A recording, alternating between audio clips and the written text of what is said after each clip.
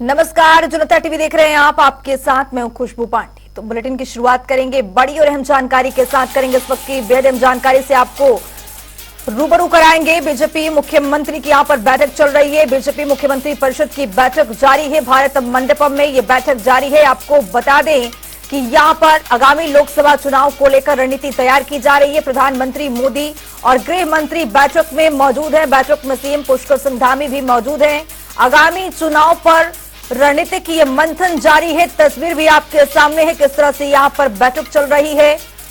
उत्तराखंड के मुख्यमंत्री पुष्कर सिंह धामी भी इस बैठक में मौजूद हैं। बीजेपी के मुख्यमंत्री परिषद की यह बैठक और यह बैठक अपने आप में बेहद महत्वपूर्ण।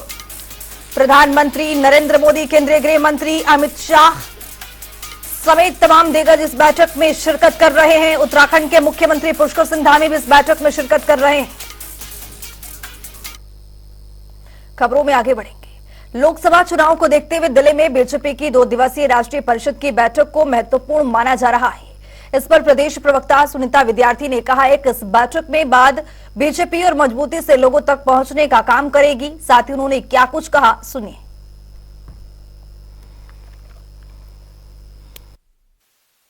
देखिए 17-18 हमारा जो है कल से राष्ट्रीय अधिवेशन जो है वो चल रहा है और शीर्ष नेतृत्व का हम लोगों को उसमें मार्गदर्शन मिल रहा है किस प्रकार से आगे आगामी चुनावों की रणनीतियों पे हम लोगों को कार्य करना है। प्रत्येक कार्यकर्ता को संगठन के सम्मेलनों में और प्रत्येक योजनाओं के माध्यम से जनता के बीच में रहना है। इन सभी चीज़ों को लेके मार्गदर्शन मिल रहा है और निश्चित रूप से जो हमारी 5 सीटें हैं उन पे प्रचंड जीत के लिए हमें किस प्रकार से आगे हम लोग कार्य करें और इसीलिए जो है सारी व्यवस्थाएं जो है वहां पे बन रही हैं। लोकसभा चुनाव को लेकर शनिवार को दिल्ली में कांग्रेस स्क्रीनिंग कमेटी की बैठक हुई है, जिसमें उत्तराखंड कांग्रेस प्रदेश प्रभारी कुमारी शैलजा और कांग्रेस प्रदेश अध्यक्ष करण मेहरा शामिल हुई। इस दौरान बैठक में उत्तराखंड की 5 लोकसभा सीटों के लिए 35 उम्मीदवारों के नामों पर चर्चा हुई है। वहीं मुख्य प्रवक्ता गरिमा दसौनी ने कहा है कि एक समान प्रक्रिया है। कांग्रेस स्क्रीनिंग कमेटी की बैठक में जिताऊ उम्मीदवारों को प्राथमिकता देने पर विशेष बल दिया जा रहा है। ये एक रूटीन प्रैक्टिस है कि चुनाव से पहले स्क्रीनिंग कमेटी की कई दौर की बैठकें होती हैं। इस बार ये बैठक दिल्ली में थी। स्क्रीनिंग कमेटी के माननीय अध्यक्ष भक्त चरण दास जी, हमारी माननीय प्रभारी शैलजा कुमारी जी, हमारे माननीय अध्यक्ष श्री करण महाराज जी और माननीय नेता प्रतिपक्ष श्री यशपाल आर्य जी इसमें सम्मिलित हुए। 35 आवेदन आए हैं अभी तक। उन नामों पर मंथन हुआ।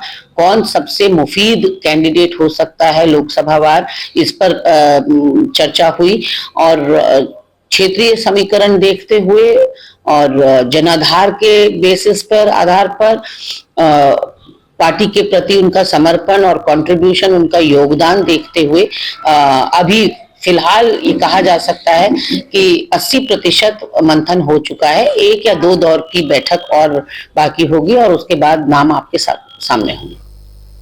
सितारगंज में बड़ी संख्या में विभिन्न दलों के सैकड़ों लोग बीजेपी में शामिल हुए। बता दें कि सितारगंज से विधायक और उत्तराखंड सरकार में कैबिनेट मंत्री सौरभ बहुगुणा के आवास में कार्यक्रम आयोजित किया गया, जहां उन्होंने बड़ी संख्या में अल्पसंख्यक समुदाय के लोगों को बीजेपी की सदस्यता दिलाई गई है। इस दौरान बीजेपी जिला अध्यक्ष कमल जिंदल ने कहा है कि भाजपा अपने वसूलों, सिद्धांतों और नीतियों से आज विश्व की सबसे और शक्तिशाली पार्टी बनी हुई है।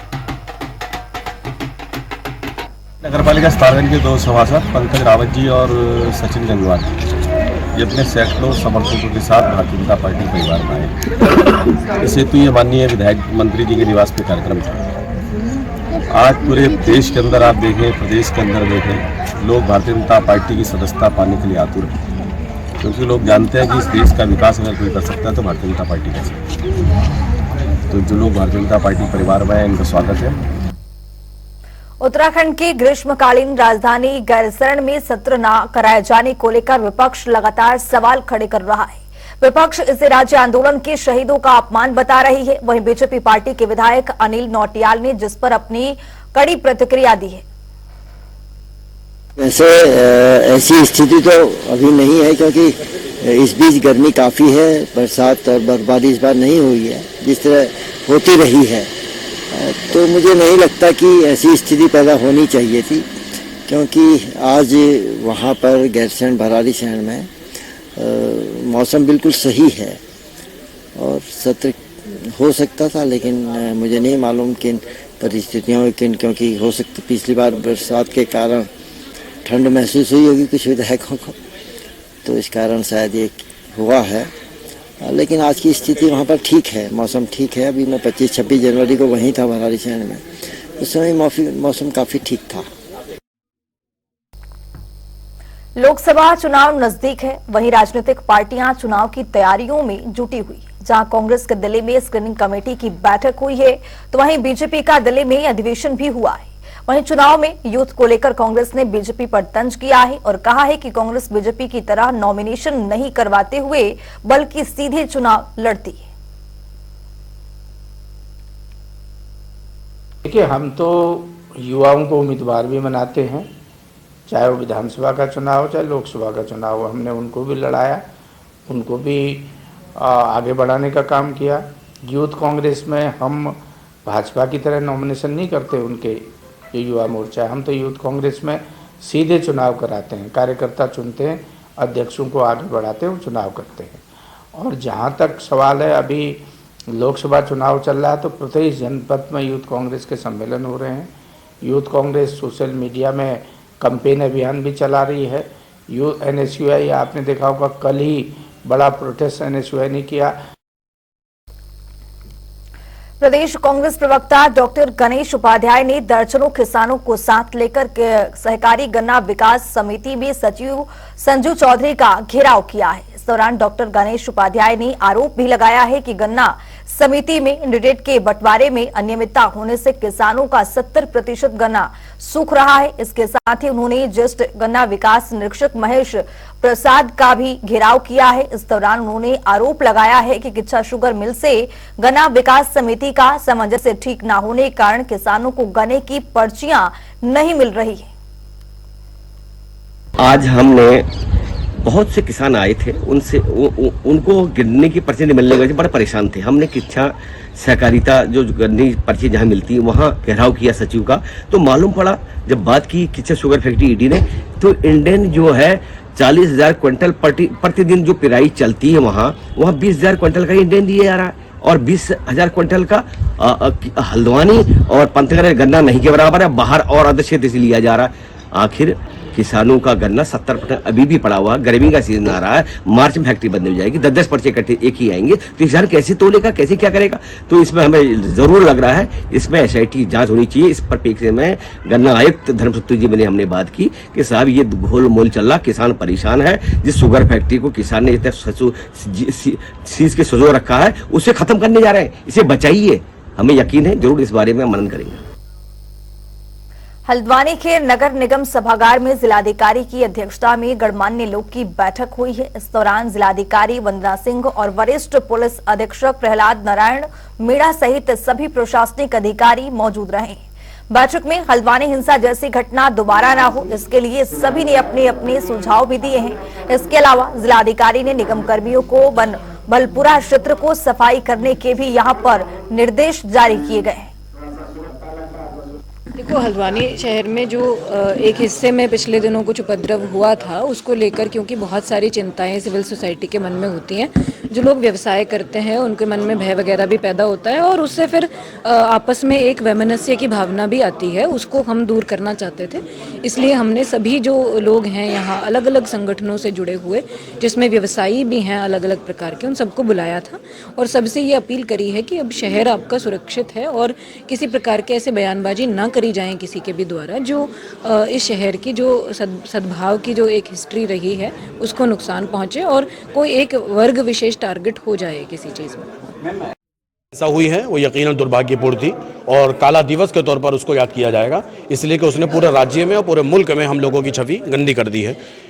लेकिन ऐसा लग रहा था हमको कि हम लोग फीडबैक बहुत ज़्यादा पीछे चले जाएंगे और कोई भी हमें कोऑपरेट नहीं करेगा। लेकिन आज की इस मीटिंग में और सभागार में नगर निगम में आकर अपने DM महोदय जो है सामने और एसएसपी और दीगर अन्य अधिकारी और ख़ास तौर से पत्रकार बंधुओं के बीच में और सफाई कर्मचारियों के बीच में अपने आप को पाकर बहुत अच्छा महसूस हो रहा है और लगा कि हाँ, यकीनन इतनी बड़ी घटना हो जाने के बाद कि आप लोग उसमें चोटिल हो गए और पुलिसकर्मी हमारे चोटिल हो गए, थाना जला दिया गया, बहुत बड़ी घटना और हिंसा हुई, उसके बावजूद भी आपके दिलों में मुस्लिम समाज की तरफ से नफरत नहीं है। और इस मौके पर अब स्थिति बहुत बेहतर है। प्रशासन ने जो मोर्चा संभाला और जितनी तेजी के साथ हमारे एसडीएम साहब, सिटी मजिस्ट्रेट साहब, दीगर अन्य अधिकारियों ने बनबुलपुरा क्षेत्र में जो कुछ भी कार्य कर रहे हैं रिलीफ के, वो बहुत ज्यादा प्रशंसा के लायक।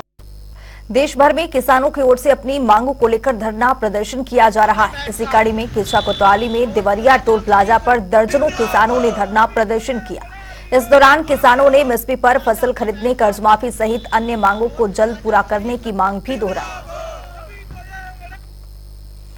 तो सीएम उच्च शिक्षा प्रोत्साहन छात्रवृत्ति योजना के तहत महाविद्यालय चंपावत के 7 छात्र छात्राओं को छात्रवृत्ति दी गई है। इस दौरान उन्होंने कहा है कि छात्रवृत्ति योजना से उनकी उच्च शिक्षा में किसी प्रकार की कोई दिक्कत नहीं आएगी। वहीं प्राचार्य डॉक्टर चंद्र राम ने कहा है कि ये योजना छात्र छात्राओं को बेहतर प्रदर्शन करने के लिए प्रेरित करती रहेगी।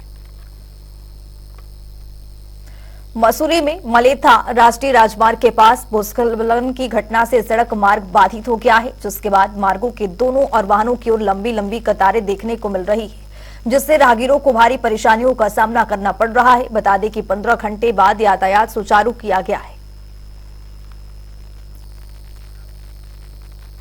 रामनगर में पहली बार बरसात के पानी की निकासी के लिए ड्रेनेज प्लान बनाया जाएगा। इसके लिए सिंचाई विभाग ने तैयारियां पूरी कर ली है। साथ ही विभाग के अधिकारियों ने ड्रेनेज प्लान के लिए सर्वे के लिए उच्च अधिकारियों को 7,93,000 रुपए का प्रस्ताव भी भेजा है।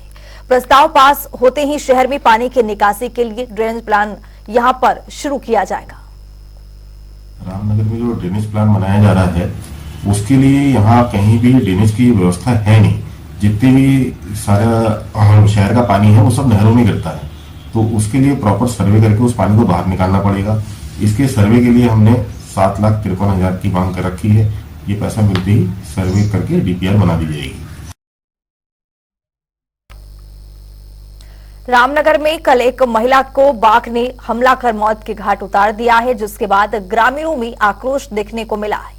वहीं ग्रामीणों का विभाग के खिलाफ लगातार विरोध बढ़ता जा रहा है। आपको बता दें कि पिछले करीब 2 महीनों से बाघ ने 4 लोगों को अपना निवाला बनाया है और कई लोगों को घायल करने के साथ ही पालतू जानवरों को भी अपना शिकार बनाया है। वहीं मामले में विधायक दीवान सिंह बिष्ट पूरे एक्शन में नजर आ रहे हैं। उन्होंने घटना पर दुख जताते हुए कॉर्बेट टाइगर रिजर्व के निर्देश डॉक्टर धीरज पांडे को बुलाकर इस मामले में कार्रवाई करने के कड़े निर्देश दिए गए। देखिए, पिछले 3 महीनों में ये लगभग चौथी घटना है जिसमें एक महिला को टाइगर द्वारा मारा गया है।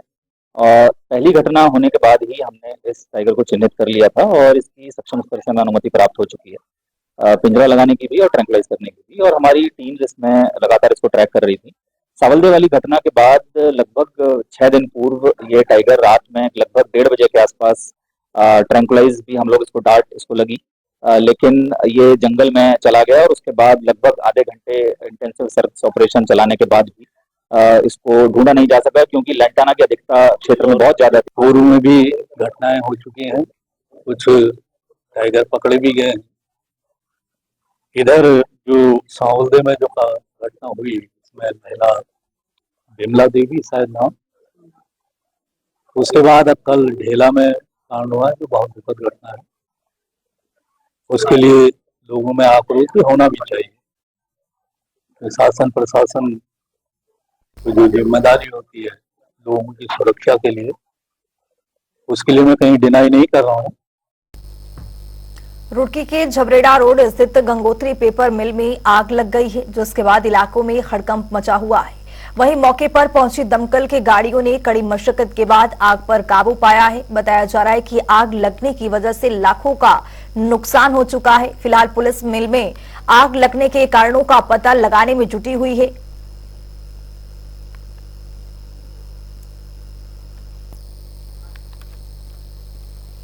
प्रदेश में एक बार फिर मौसम करवट ले रहा है। मौसम विभाग केंद्र ने निदेशक विक्रम सिंह के अनुसार अगले 2 दिन प्रदेश के विभिन्न जिलों में बारिश बर्फबारी के आसार हैं। जिसके लिए मौसम विभाग की ओर से अलर्ट भी जारी किया गया है। बता दें कि उत्तरकाशी, रुद्रप्रयाग, चमोली, पिथौरागढ़ और बागेश्वर में बारिश की संभावना जताई गई है। साथ ही अधिक ऊंचाई वाले इलाकों में बर्फबारी भी हो सकती है।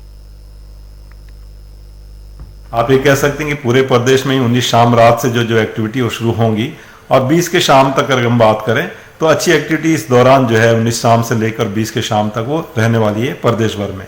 तो हल्की से मध्यम बारिश है, मैं कहूँगा कि जो है ज़्यादातर जगहों में मिलेगी आपको 19 शाम रात से लेकर के और 20 की शाम रात तक जो है। तो ये 24 घंटे इंपॉर्टेंट रहेंगे। तो इसमें हल्की से मध्यम बारिश के साथ साथ अगर हम पहाड़ों में बात करें या उच्च हिमालयी क्षेत्रों में बात करें उत्तराखंड की, तो उसमें मैं कहूँगा कि जो बर्फबारी है वो भी हल्की से मध्यम जो है, जो 2500 मीटर या उससे अधिक ऊंचाई के क्षेत्र हैं उनमें वो मिल जाएगी।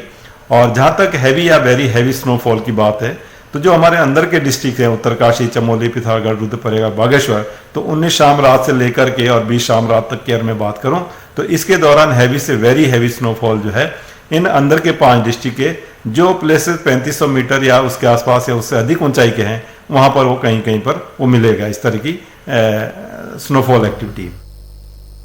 उत्तराखंड अनुसूचित जाति आयोग के अध्यक्ष मुकेश कुमार ने टाउन हॉल नगर निगम में अनुसूचित जाति के सभी जनप्रतिनिधियों से संवाद किया है। इस दौरान उन्होंने जनप्रतिनिधियों की समस्या सुनते हुए संबंधित अधिकारियों को तत्काल निस्तारण के निर्देश भी दिए हैं। साथ ही उन्होंने कहा है कि हम लगातार अनुसूचित जाति के सभी जनप्रतिनिधियों से संवाद कर रहे हैं। अब सुनिश्चित करते हैं कि सरकार की हर योजना का लाभ अनुसूचित जाति के सभी लोगों तक पहुंचाया जा सके। संबंधित योजनाएं और गरीब लोगों के लिए जो योजनाएं चल रही हैं, जो यहाँ कई प्रधान और जनप्रतिनिधि हैं, कल हमने हरिद्वार में भी की थी। वहाँ लगभग 250-300 लोग जनप्रतिनिधि आए थे, जिसमें ग्राम प्रधान, क्षेत्र पंचायत सदस्य, जिला पंचायत सदस्य और ब्लॉक प्रमुख। तो एक दिक्कत ये आती थी कि कई बार जो हमारे अनुसूचित जाति के प्रधान या कई लोग होते हैं उनकी बातें कई बार अधिकारी भी इग्नोर कर देते हैं और जो धरातल पर उनको दिक्कत आती है वास्तविक रूप से क्या क्या समस्याएं हैं, क्योंकि जनप्रतिनिधि बता पाता है। तो उसी के माध्यम से एक हमारा आज इसमें जो हमारे एससी सिर्फ जो कि सभी को नहीं बुलाया गया था, जो अनुसूचित जाति के जनप्रतिनिधि हैं उनको यहाँ पर बुलाया गया था। अब बात 2 मिनट में 10 बड़ी खबरों का। लोकसभा चुनाव की तैयारियों में जुटी कांग्रेस के स्क्रीनिंग कमेटी की बैठक, 35 उम्मीदवारों के नाम पर हुई चर्चा। लोकसभा चुनाव की तैयारियां तेज, बीजेपी कांग्रेस में मची होड़, दोनों की कर रहे जीत के दावे। लोकसभा चुनाव को लेकर बीजेपी में बैठकों का दौर जारी, पार्टी ने पदाधिकारियों को सौंपी जिम्मेदारी, सरकार की योजनाओं का कर रहे प्रचार। रामनगर में पहली बार बनेगा ड्रेनेज प्लान, सिंचाई विभाग ने तैयारियां की पूरी, अधिकारियों ने उच्चाधिकारियों को 7,53,000 का भेजा प्रस्ताव। चंपावत में 2 कारों में भिड़ंत, कार सवार यात्रियों को आई मामूली चोटें, बाल बाल बचे यात्री। नासन पेपर मिल में लगी आग, इलाके में मचा हड़कंप, कड़ी मशक्कत के बाद आग पर पाया काबू। चंपावत में भाजपा युमो की युवा चौपाल की कार्यशाला का आयोजन, भाजपा युमो जिला अध्यक्ष एडवोकेट गौरव पांडे ने की अध्यक्षता, युवाओं से किया आह्वान, घर घर जाकर करे सरकार के कामों की चर्चा। मसूरी में भूस्खलन से मार्ग अवरुद्ध, सड़क पर लगा जाम, घंटों बाद यातायात हुआ सुचारू। रामनगर में राज्य स्तरीय सम्मेलन, मानव वन्य जीव संघर्ष पर जताई नाराजगी, इलाके में लगातार बढ़ रही घटनाएं। इतिहासकार गोपाल भारद्वाज ने मसूरी से दिल्ली तक किए अपने सफर को किया याद, रोलर स्केटिंग से 1975 में किया था सफर, सरकार पर स्केटरों की अपेक्षा का लगाया आरोप।